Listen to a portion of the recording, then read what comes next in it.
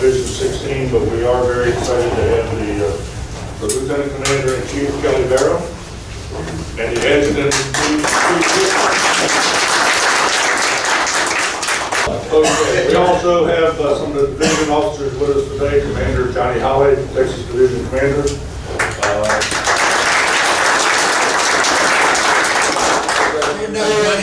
Commander Gary Bray is in the building somewhere, but I don't think he's in the room. Third Lieutenant Commander, and I'm going to mess this up. I've asked 3 times what you said. Yes, say David. McMahon, right? No, McMahon. McMahon. There we go.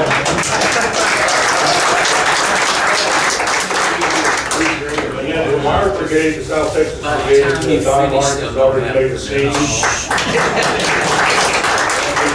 First Lieutenant Commander for the brigade, I'm sorry, is John McCammon. So what I'd like to do next is turn it over. And first of all, I'd like to say a big thank you to our camp project officer, Richard Brewer, who's responsible for making all this happen. So if you've got good things to say, let me know. If you've got bad things to say, see Richard. Feel free to take those if you want.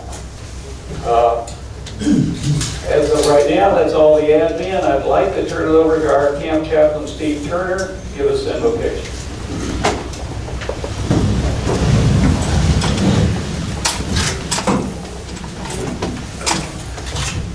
Join me as we pray together. Almighty God, we gather here today to celebrate and to commemorate a history of which we are both proud and vigilant. Father, it's evident to us that life, liberty, and the pursuit of happiness are gifts from you.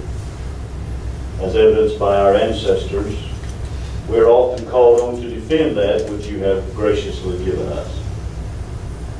As we progress through our time together today, Father, may your Spirit guide and govern and guard each phase and facet of the proceedings. May our words and actions be pleasing in your sight. Father, as those who have gone before us were faithful, may we handle rightly the heritage handed to us, and may we proudly live the legacy bestowed upon us. May you enable us to be found faithful. In Jesus' name we pray. Amen. Amen. Now I'd like to call on our camp Ray Reeves to lead some pledges.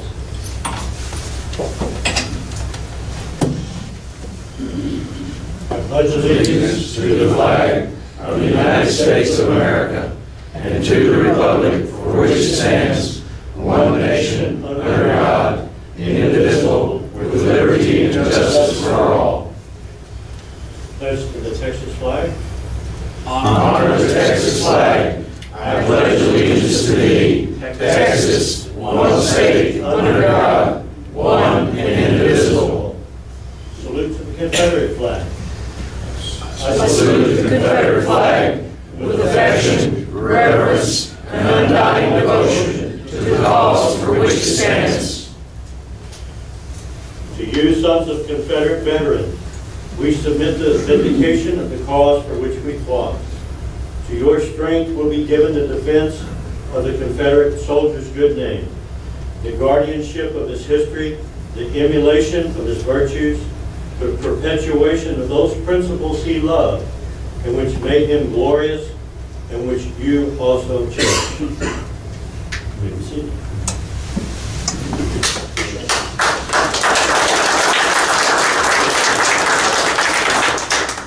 First of all, I want to thank y'all for being here today. This is Saturday. It's nice weather outside. I assume it's probably in the 90s already. Back at home, we're in the, it's fall. The autumn equinox has happened, and so things are changing. It's a little bit cooler back at home, which is good. We're hoping for a good fall, and so it's going to have a time. But I want to thank y'all because you did take your time to come here today to hear what we had to say. And my goal is, as the facilitator of this event and Lieutenant Commander-in-Chief, is for you to walk away with something that you can share with your division, your brigade, your camp, regardless if it's great or small. It doesn't matter what it is, if you can share something and make a difference, then that can make the SCV a lot different. And I want to thank the camp here for putting on this. I've been wanting to get out to Texas. The last time I was out here, my first time out here was in, hopefully I get it right because I always mess it up, Palestine, Texas.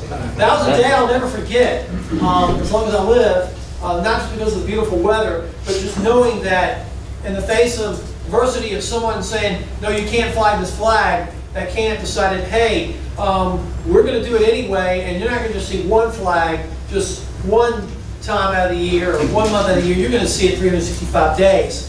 And so it shows you that it can be done if people get their hearts and minds together and come together on a project like that. And like I said, and I really believe with all my heart, there's no reason why we can't have a memorial like this in every town in Texas when someone says, no, you can't. Okay? And I want to thank the Texas boys here and your division for doing what you did. And I know y'all got a lot on your plate right now. You got a license plate situation, and you got thing over in Orange going on. I guess it's still going on. It goes off and on. And I'm sure there's something else that will arise. But you do have courage. I even saw it in the Senate the other day on TV, and I have to thank y'all for making a stand. I know it has nothing to do with SCV, but technically it does. But I want to thank y'all. I want to thank the camp for the bags y'all provided. Steve showed me what y'all dropped off, which was nice. I don't think the airlines will let me take the bottle back on the airplane, because I guess they wouldn't let me take it over y'all. I got a bottle of wine. I guess it's a bottle of wine, was it, Steve? We'll take care of it. Okay. We're kind of straw already and everything else.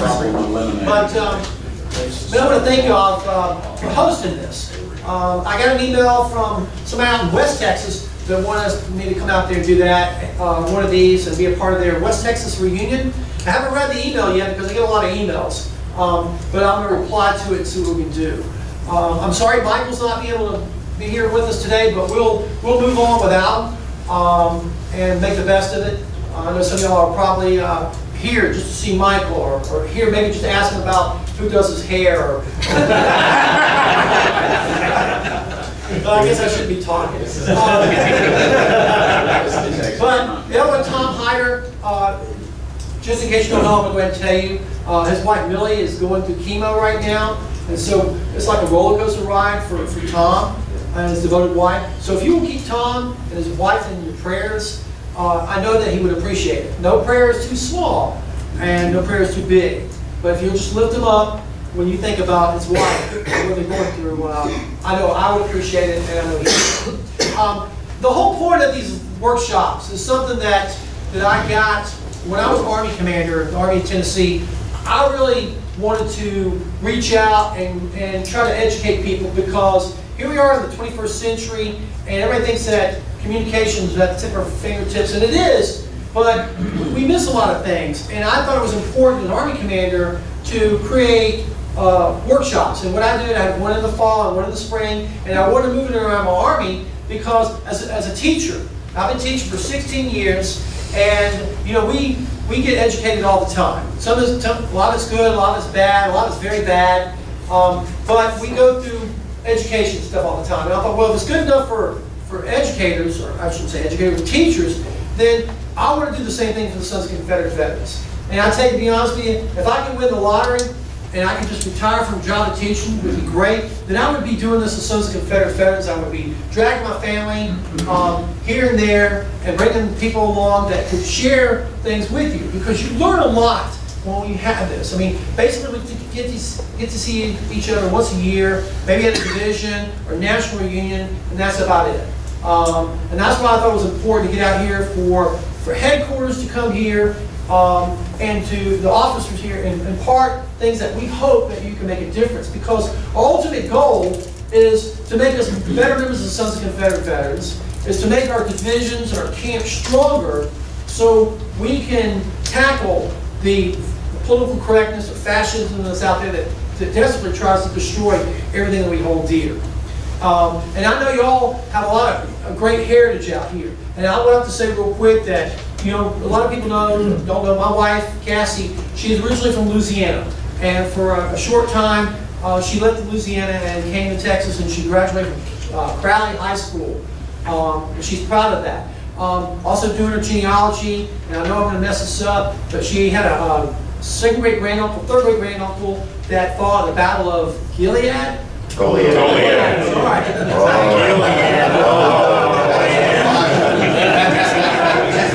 From around here. So she's proud about that. Just to let you know that there's some people that fought for Texas independence. Now, obviously not my blood, but her blood, which is in my son's blood and also my daughter's blood. So they're happy about that.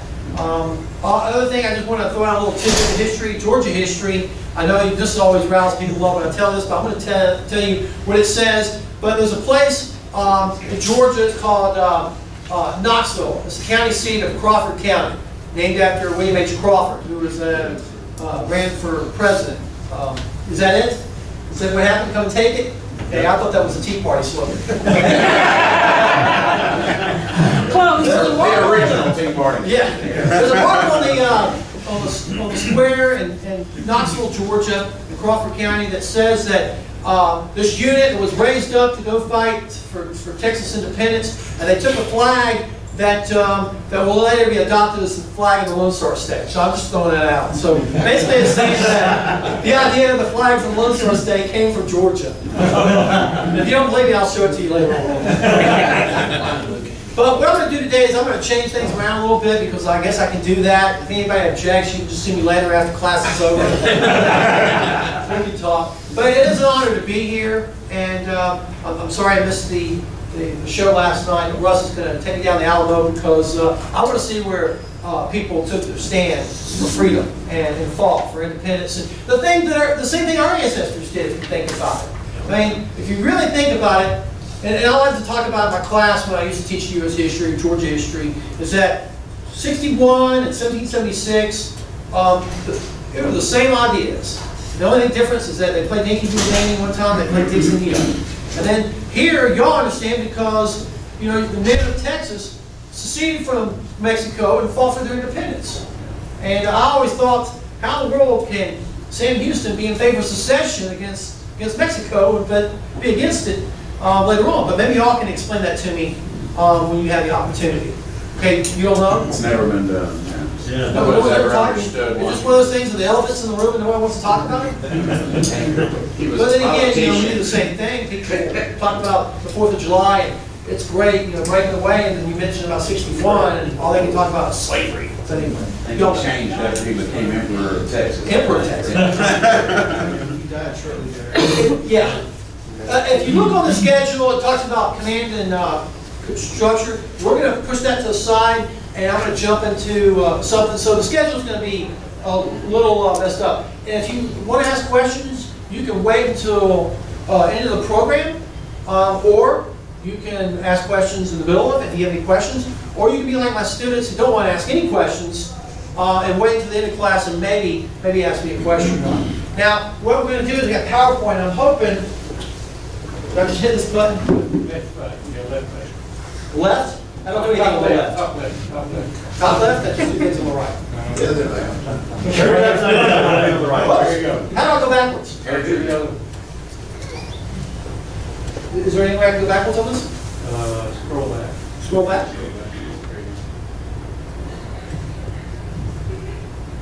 Okay. Whoops. It says, man, it says it. What I'm going to do right now, y'all know what this is? This is your national headquarters. Columbia. Yeah, in Columbia, Tennessee. This is Elm Springs. That belongs to the Sons of Confederate that we actually own. That you can go there anytime you want to. And when you get there, they're not going to, when you knock on the door, but you don't even have to knock on the door. You just walk on in. And whatever they're doing, they'll stop and give you a deluxe tour, anything you want to know. And I want you to know this is your home. And I want you to know that you can go there anytime you want to, and this is your place, and they'll make you feel welcome. And our executive director is Ben Sewell. He'll stop what he's doing, and he'll give you a tour if you ask him, a personal tour. So I want to let you know that this is your headquarters. It's important because it tells us who we are. This is like our capital. This is like Washington. Well, But you know what I want to talk is that since Dr. Hyder's not here, I'm gonna talk about the vision. Now, how many of y'all have heard about the vision? Okay, great. How many of y'all know what the vision is? That's what I thought. Michael just wrote an article about the vision in his column, and I don't know if you read it or not. Some people get their Confederate veterans and read it, and some people will read it maybe later on, and some people don't read it. We have people actually that are members and don't read the veterans. But what I'm going to do is I'm going to try to pinch it for Dr. Hyder, and I want to talk about the vision. Now, what happened is that a number of years ago, we met in Chickamauga, Georgia. And Chickamauga is, in the Army of Tennessee, is where Braxton Bragg took a stand. Now, I know that's an oxymoron, but he did, and they won the Battle of Chickamauga, which was something the Confederacy needed at this time period. Here it is in September. Actually, it was the 150th anniversary the other day, and the Confederacy really needed something because we just lost Vicksburg, we just lost Gettysburg. Longstreet shows up, and of course, we won the Battle of Chickamauga and turned the tide and pushed the Yankees back into Chattanooga.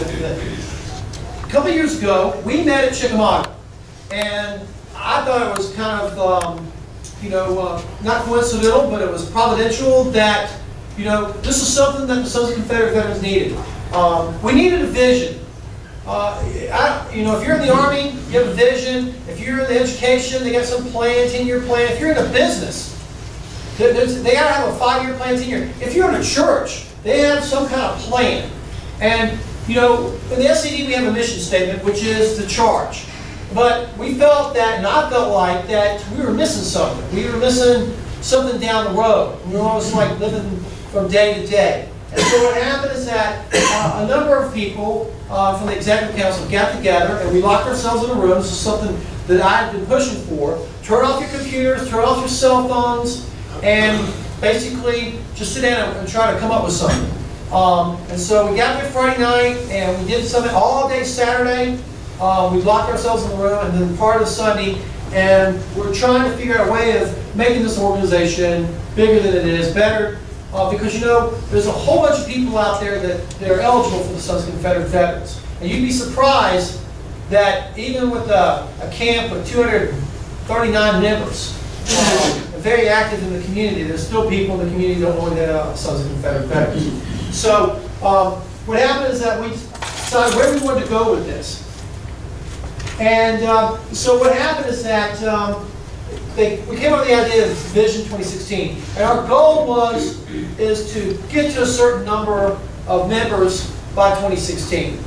And of course, what's going to happen is that it's going to take more than just the national officers to get to this goal. And so we've been working on it, and this is basically here's what we came up with. In this meeting, we looked and we realized that we all have a belief in God, the most important thing, and our home and our family, our heritage, our duty, and our liberty, freedom, self-determination, self-government, patriotism, and truth and self-defense. We came up with this because this is what our ancestors really did. And whether in 61 or 1776, and we knew that the Confederacy was founded on these same principles. And most Southerners still admire and see these things today. And they don't know about the Sons of Confederate Veterans. And that's why you see them involved in, certain local parties, or I'll say the Tea Party. They're looking for something to bring America back the way it was. And of course, the only way that people can get to this point is through education. And there's a lot of people who need to be educated. And so we decided that our actions can make a difference in achieving these things. And what it means is that we as individual members in camps are going to have to become more aggressive on getting our word out. Every camp is different, but we really, if we're going to have to grow, we're going to have to sit down and say, okay, this is what we want to do as a camp, this is what we want to do as a brigade, this is what we want to do as a division. Because if we don't, everything that we hold dear is going to disappear. And I personally believe that we're the remnant of those great men and women that stood the ground for liberty back during this time period. I mean, if you think about it, We are the descendants of the men who actually that fought from the United Confederate Veterans. A lot of people forget that the Sons of Confederate Veterans was created in 1896 only because in 1889, when the United Confederate was formed up in New Orleans, from that point on, and I'm not trying to make light of this, but I always like to point it out, there was two people that pushed hard in 1890 to start the Sons of Confederate Veterans, the United Sons of Confederate Veterans, and there was a man by the name of Clement A. Evans and General Stephen D. Lee. And they knew it was important to get their descendants involved. And so they wanted to make a difference. And so that's what we're going to try to do here today. And if I get this thing to work right. And so what happened is that we developed a shared vision implementing these things. Our vision, the whole vision of 2016, is an organization of Southern men, meaning the Sons of Confederate Veterans, to be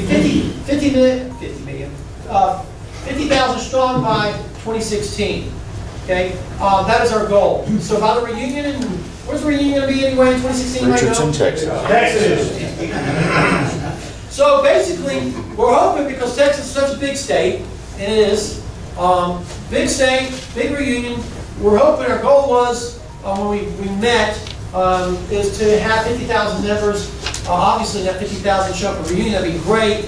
Then we'd have a big parade outside. But that would know itself to be, and widely seen as a preeminent authority on Southern history and heritage and liberty. And so that's what we decided we wanted to do. We wanted to be 50,000 members by 2016, and we wanted to be the ones in the community, when people wanted to know about the war between the states, they would know that the Sons of Confederate Veterans was the people to talk to.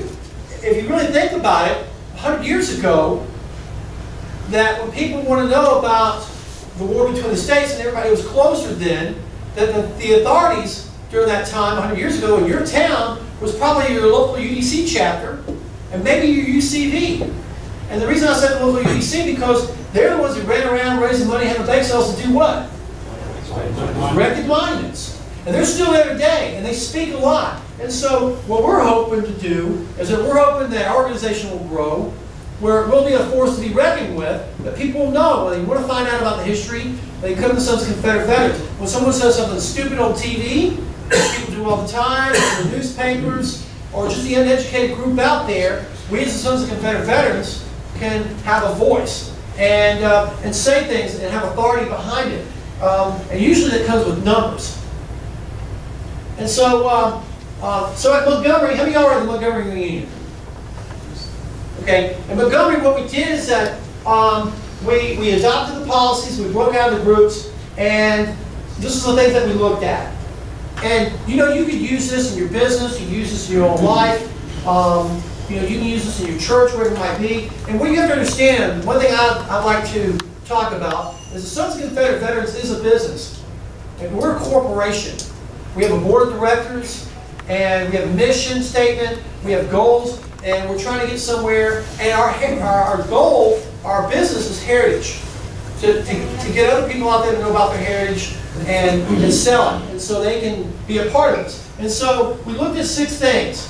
Who needed to take action, what needed to be done, when did it need to start, where was the action needed, why was this action required, and how should we proceed.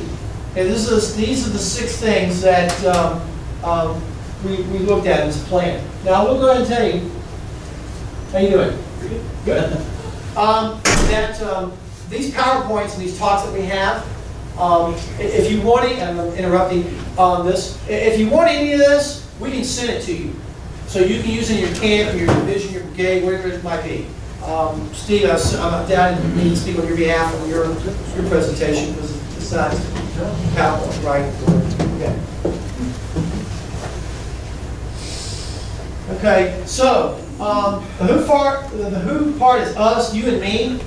Okay, build the vision. Everybody in the SCV. You know, like it says here, we got to do this not because it's our duty, it's our privilege, and it's our right. Very important that we know about putting the SCV first. Okay, why? is just like we said in the charge, to vindicate the cause. Okay? Well, that's what the charge says, and what does it mean? It's our job. That's why the Sons of Confederate Veterans exist.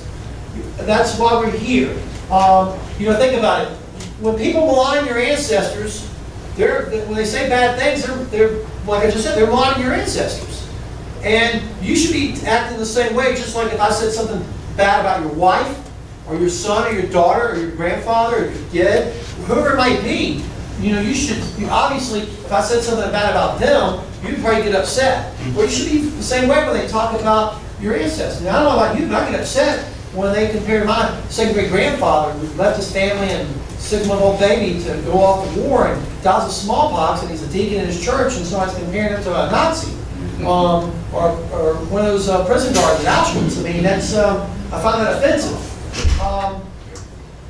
The win is now. I mean, we're trying to reach our goal, but we can't just keep on putting it off. We have to keep working hard. And what happens is that it's going to take everybody in this room to make sure this becomes a reality.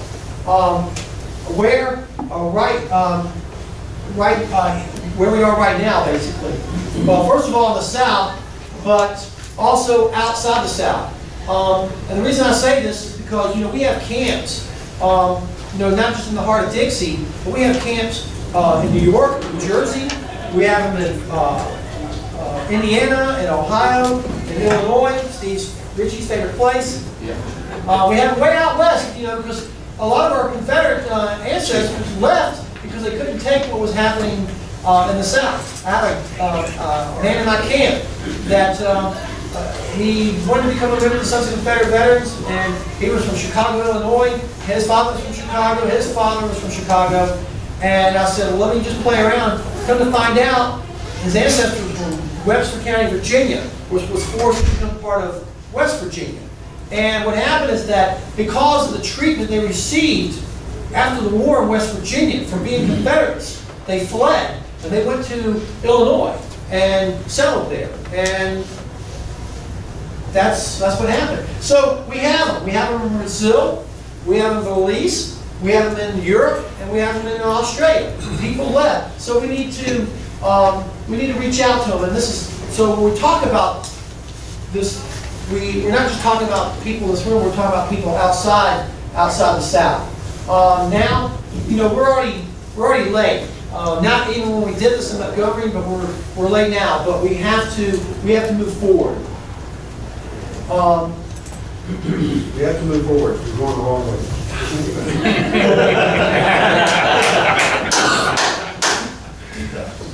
I usually have Steve to hit the button, but like I said, all right, why are we doing this? Why we decided to do this? It's because it's a charge. We read the charge all the time. You should know it, and it's important that we do this because the charge tells it. That's our mission statement. And you people that are prior service or in the service now, you know what the mission statement's all about when you get it. And I remember as a cadet that when the mission statement comes down, you take whatever resources you got to use to complete the mission statement, regardless. And so that's what we need to do. And so we must defend them. We must defend the cause because we're defending your ancestor. Because you know what? If we don't do it, you can't rely on your politicians to do it anymore. I mean, you think some politician is going to stand up and say, well, there might be a few, and you know what we're talking about. But some are not interested because they're worried about people offending somebody or maybe not getting votes. So you can't rely on politicians. You can't rely on your churches anymore. Okay? I'll just jump ahead. I talked to the people who are hosting the 2015 reunion in Richmond, and of course, you think that the most appropriate place for the memorial service would be where? Anybody? Yeah, what church? What church do you think would be appropriate? St. Paul's. St. Paul's, where Robert E. Lee and Jefferson Davis worshipped.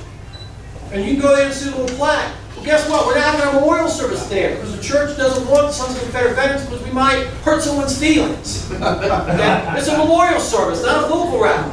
Okay? And so you can't, and even in schools, I mean, education has changed so much. So it really comes down to the Sons of Confederate Veterans, you people in this room. And so, okay, so how? This is the hard part. Okay. Now, Dr. Hyder, who came up with, when he put us in this room, he closed the doors, and like I said, he locked everything, and he had stuff on the wall, paper, big butcher paper. And we had to put our ideas on the wall and put it all together. And Dr. Hyder, he's retired military, Ranger, Airborne, you name it, he's done it all. And so he came up with this, this thing that he learned when he was in the Army. And so during the Second World War, the OSS worked doing research on leadership. And of course, it's become the foundation of what they still use today. And so basically our plan had to make this used to research, and so this is how it's done. Y'all know anything about the general systems theory? Okay, well then we're going to all walk through this together. This was developed in the 1950s, and it's a system, it's a theory that has those to be interacting with the environment, the organization, subject to such systems are most successful when members participate in decisions of the organization. And that's what we're trying to start doing out in Montgomery. We had to use that too, and so Dr. Hyder says, and so we did. That's what we sit down. If it's good enough in the United States Army, I guess because Dr. Hyder's kind of partial, we were going to do the same thing also. Communication technology took a series of quantum leaps that continues today. Communication that were science fiction only 20 years ago are routine today. Okay, think about it.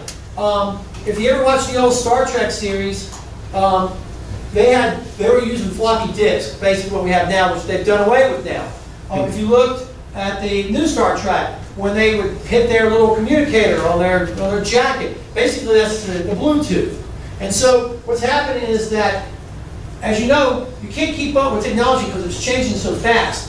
And so basically, that's what we're trying to get today. So our plan is to need to take advantage of everything that's happening, and it does. And so here's what we came up with. We use the system theory techniques to identify 6 needs. First of all, educate ourselves. There's a lot of people in the Sons of Confederate Veterans that, and I'm not saying in this room, and don't take it the wrong way, that need to be educated. I had a guy in my camp that was a history teacher, been a member of the Sons of Confederate Veterans, but he thought that Abraham Lincoln was the greatest thing since sliced bread.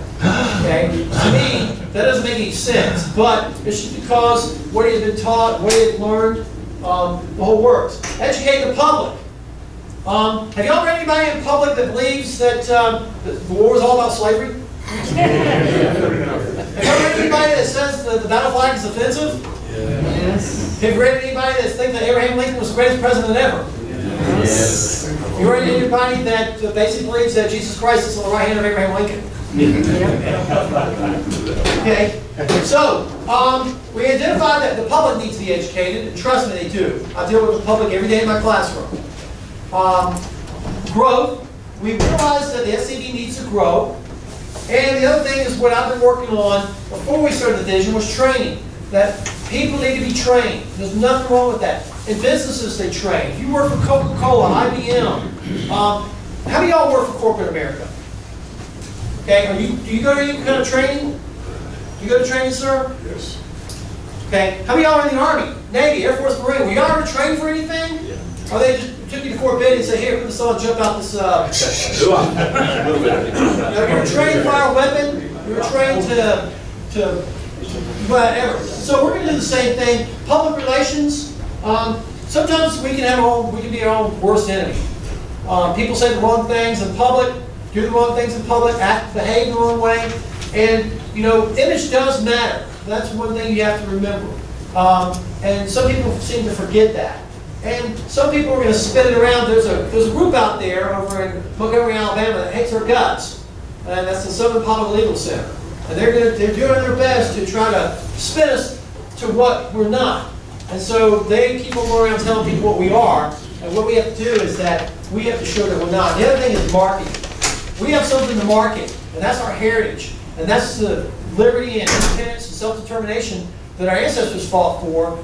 There's nothing wrong with that, because it's what the revolution fought for. It's what the people of the Alamo were there. That's what they were fighting for. And of course, afterwards. And y'all know that. And so this is what we identified what we need to do. Okay, according to the best current research, and as identified by you, basically what happened is that, I don't know if you remember, but we sent out questionnaires to division commanders, right? Steve, division commanders and just division commanders, right? No camp commanders? Right, just division Okay. commanders. And we sent it out, and then we got the feedback, and we took the data, and Tom did, I'll be honest with you. Tom took all the data, and he crunched all the numbers. And this is when he came up with this, and he realized that there's some things that we need to fix and work on and achieve in order to reach our goal in the vision and also in the chart. And so division officers responded to a written survey. After several meetings we had at the National Reunion in Montgomery, we broke out into group sessions. We had training at division reunions. We helped to prioritize our needs. Then Michael stepped up and set up a website, and of course some people logged in and they threw their ideas in. And so Tom Meyer sat down, like I said, and he crunched the numbers. Let's see. And so with that, we sat down. We had a meeting after one of our GEC meetings. Was it Saturday night, Steve, and then Sunday? We sat down and went over the stuff, and this is what we came up with. A formal plan was written and adopted, and it's now at the division level and available at every camp level. And Johnny, do you have the book? Not yet. Not yet? Okay. All right. I wish I could elaborate that a little more. Hyder came up with what works that he put together that's available at headquarters, and I thought that y'all have one by now. A shadow organization was assisted to elect the commanders at the national level, army level, division level, and has been appointed to assist the camp and division. Now, what we've been doing is that we've been meeting once a week on the phone, and what we're supposed to happen is this is supposed to trickle down to your Army commander, which is Todd Owens. He is supposed to be working with the division commanders in his Army to get this thing implemented. And basically what happens is that Todd has talked to Johnny. Johnny is supposed to get the information from Todd and set things up within the brigade and the camp levels, and it's supposed to trickle down to help this vision thing go. I know that Tom Hyder just had a vision workshop just to focus on vision, not what we're doing here today out in Arizona. Just, what was it, 2 weeks ago, Steve? Yeah. And it was a success. The other thing is that Michael came up with the Gmail. And what the Gmail is that what Michael wants to do, and there's a reason why, is that he wants every camp to be assigned a Gmail account. And what it means, and let me go ahead and explain this, it doesn't mean that you're going to give up your email, your personal email. It just means that when your camp gets its charter and all the information, they'll get a Gmail account. And so whoever changes office, or you get a new camp commander, new adjutant, or whatever, the account will still be the same. And what would happen is that when we send things through headquarters, it goes out to 853 separate email accounts. We had an experience. Have y'all gotten your Nathan Bedford Forrest ad yet? Yes. Okay. All right. Here's what happened. Michael got all the email accounts, since we're still working on this Gmail. Michael got all the personal emails that y'all have. Y'all sit in the headquarters. Some of y'all have, not saying y'all, but not in this room, but some of y'all might have. There's some people that send stuff in, there's some people haven't. And we sent out emails with this ad.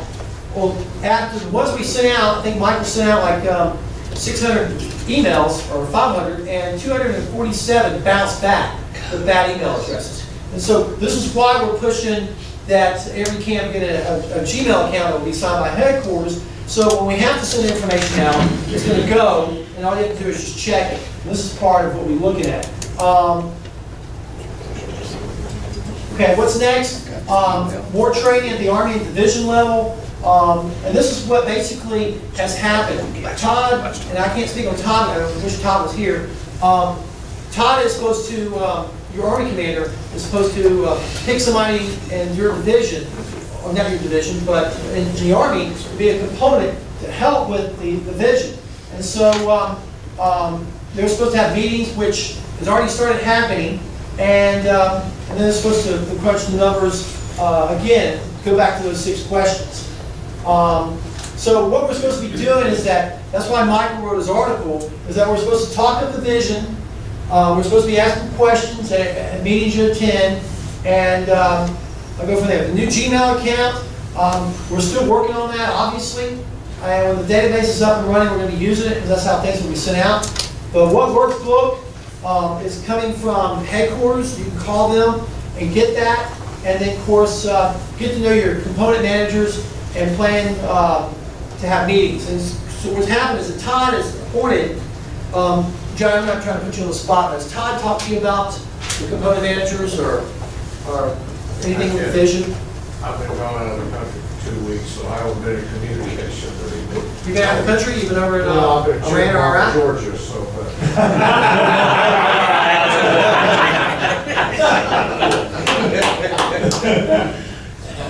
Okay. It's a Texas thing. I'll take it personal. It's okay. It's okay. John, did they speak English over there? So what we're supposed to be doing is that we're supposed to be talking to vision, and that's why basically this issue of the veteran, Michael wrote about the vision. So basically, here's what you could do is talk to us. Tell us what's working and what's not. Use the plan. Determine that we at the leadership level meet your needs and keep the conversation going. You have to tell us what you want to see done, where we think we should be going, and how you think we should get there. I mean, that's the only way we can do it is through your input. I wish, like I said, Tom, since this is his baby, he really can tell you more about the vision.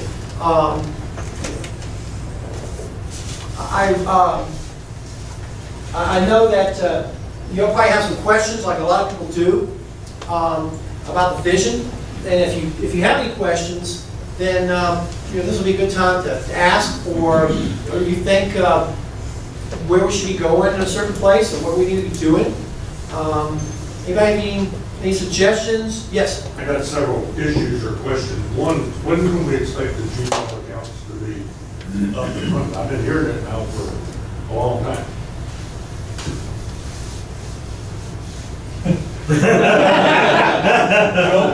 I'm not looking at you. That's one thing we've been working on. What we find out is that we're a volunteer organization, I know. and some people volunteer more than other people do. There's some people that just that work hard all the time, and I'm just going to tell you the way it is. And there's some people that take the job as whether it's whatever level it might be. And I'm not trying to say anybody. I don't want anybody to think I'm trying to point fingers at anybody in this room, because nobody in this room would do this. Okay? But some people just take a job just to get a title, and they're happy with that, and they just don't want to do what needs to be done. They don't want to take the time that needs to be there. Instead of being here today, they might be home watching reruns of Oprah, or water skiing, or whatever it might be. I don't know. But we talked about this the other night in our vision meeting. Michael was all hot. And I mean, not like, we don't know anything about hot. He got all bent out of shape because he was really frustrated, which I can understand. He sends his Nathan Bedford Forest ad out, he's trying to, hit everybody all at once and get this thing going, and all of a sudden, he told me that because he sent it out, because it was so big, he had to break it down twice. Gmail can only send out so many at a time, and he had to sit there and do it by hand. And then he could kick himself in the butt because he forgot to put the attachment on it. So he had to redo it all over again, and he was talking about how long it took. But what irritated him, what really was the icing on the cake, was when the 247 bounced back. And he says, we can't work like this way. And what's happening is that we just have people that are supposed to be doing stuff that won't do it. When Michael got elected Commander-in-Chief, he sent out, not an edict, I'm trying to think of a nice word to put it. He sent out asking all camps to send their email addresses. And he sent it through, I don't know, I think he sent it through the telegraph. And a lot of camps did, and a lot of camps refused to send their email addresses. And, or if they sent it, they happen to be like, Steve Ritchie says his email address, and Steve Ritchie gets mad because he doesn't like what's happening in his camp, so he takes his toys to go home, and he doesn't tell anybody about anything, so Steve gets the email address, that email, and he just deletes it. He doesn't forward it on to the next guy. Russ over here is elected camp commander, and then he serves and he steps down, and he's still getting stuff, but he forwards it on to the past commander, the current commander. You know, we have some people in the organization that are kind of petty. Some are worried about, you know, we're giving too much information, or we're getting too, you know, we're coming. They think that we're trying to, I guess, trying to control everything. But what people forget is that we're a business, and we have to run this organization like a business. Now, I'm a teacher, and I know how education works. And some of y'all are businessmen. You own your own stores. You've been in the Army, you've been in the Armed Forces, you know how things work, and sometimes we do things, there's a lady in the room, but we do things backwards, and it's not working. And this is why we're still stuck at 30,000 members. I mean, have you ever wondered why? I'm sure you've heard that we're 30,000 members. And this is why we came up with this vision. We realized that we need to change some things because, you know, we have to make a decision. I'm going to go ahead and tell you right now. With the way things are going on, with the sesquicentennial, and what people are saying, and what's happening with the youth, and where they're being educated, we need to make a decision in 2014 and afterwards, if we're going to be what we want to be, what we talk about, what people talk about in this vision, being the ones that are the authorities on Southern history and willing to take hits, or we're going to be the men that our ancestors were, or we're just going to be a history club. Okay, and that's what we got. That's what we have to decide, and we're going to have to decide it, you know, in Charleston, which direction we're going to go in, and then we have to stay the course. 100 years ago, it was easy to be a Confederate, and the UDC, they ran around doing all the stuff that the SCV should have been doing. I look back and look at our old records, and I see that camps.